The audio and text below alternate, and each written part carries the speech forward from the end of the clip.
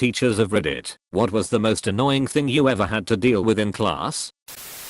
Kids using ruler or any other object to reflect light onto the board or you face. It's just irritating, but they act like chimps who have discovered fire and giggle like there will never be anything funnier. I love my job, though. Edit. Enjoyed the reading your responses, and, for those who asked, I was in a high school in the UK. So since 11, 16. One kid in my class figured out how to turn the projector on/off using an app on his phone. That poor teacher never knew which one of us it was. I had a student years ago named Marco. Marco has Tourette's and his tics were usually calling out "mom", "Lily", his sister, and most often his own name. Try teaching algebra when you hear Marco. And, without fail, a few kids yell "Polo" all year long. Note, only really annoying for me. Marco thought the exchange was hilarious and was quite the popular kid. Inability to fill in the attendance register. 30 in class, only 27 names on register. Who hasn't filled in their name? We all have. No, you haven't. Who hasn't filled it in? Silence. Start asking individually until register is finally filled in. Amazing how people will argue that they have filled in their name when they haven't.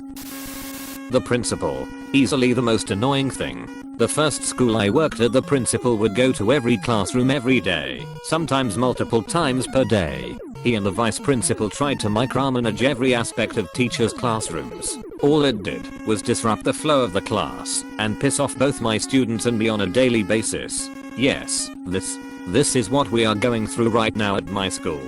The worst part is that our principal doesn't know what he's doing. It's awful. Edit. This is a man who is friends with many people who help each other move up. This is his first year at my school. My school is a highly desired school for admins who want to move up. It's like they are using us as a step on a ladder. It has always been a high performing school that adapted well to changing principals every 2 to 3 years. His superiors are known to be unethical also. They are all friends. He even makes friends with the union people. I'm in one of the largest districts in the US. University level, so I'm not sure if this counts, but he would come to class and watch television shows on his laptop. I don't have an attendance requirement. I asked him to please just watch them outside instead of coming to class. He said he was very sorry and would not do it again. After that, he was still pretty clearly watching shows in class on his laptop, with the sound down, but would click away anytime I came near. I don't understand. My mom taught middle school kids with high functioning autism for a decade.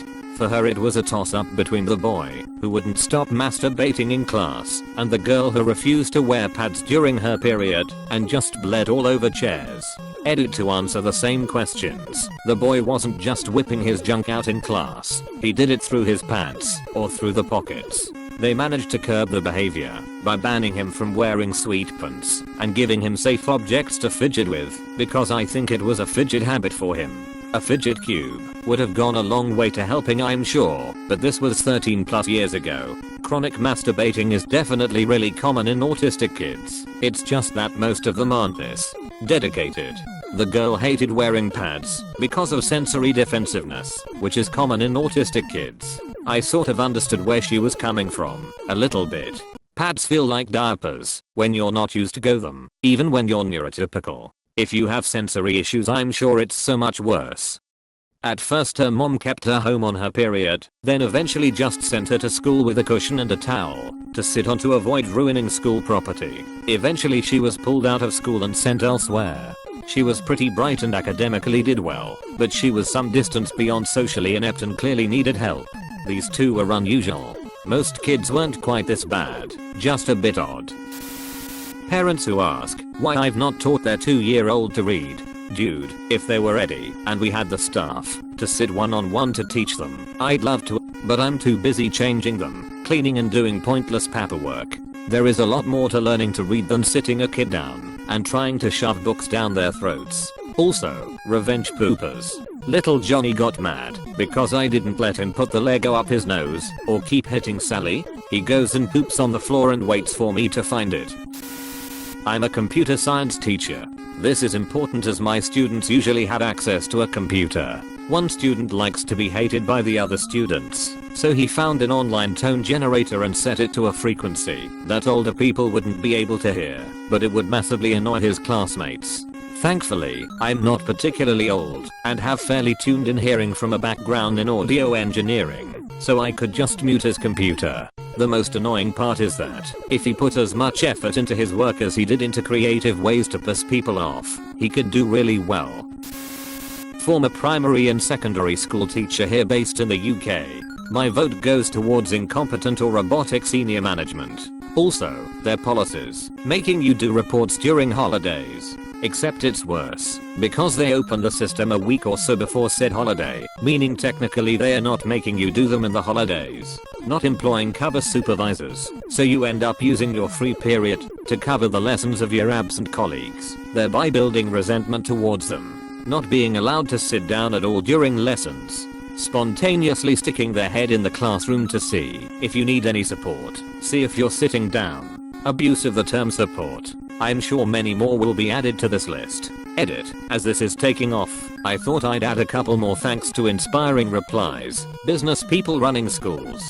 Overuse of business language such as rigor, performance, review, oversight, synergy, added value and all the other wank words many of us left businesses to get away from. Surveillance cameras in the classroom for everyone's protection. I teach English in a Chinese kindergarten, nursery. Annoying may be a tad strong, but it is unfortunately inconvenient and counterproductive when the local teacher is overeager. Some are taking an active part in the class, which is great, but oftentimes they step in to correct the kids, and do so incorrectly, pronunciation particularly. Also due to the different teaching approach, and I guess impatience, they tend to push the kid and stress them out, to give an answer without giving enough time to think and come up with something.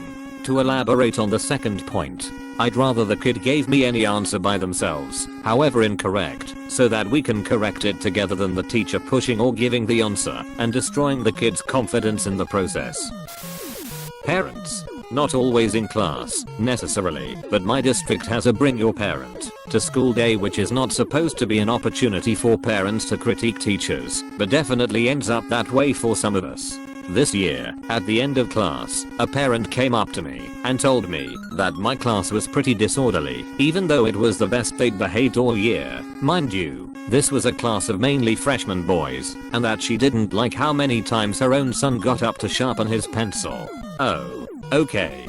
Thanks. The same parent told my colleague that he should have students who wanted to learn sit on one side of the room, and have students who didn't want to learn sit on the other, and then, of course, only teach the kids who wanted to learn. The irony in that suggestion was that her son would be on the doesn't want to learn side, but, as public educators, we are not allowed to say anything. Just smile and nod, smile and nod.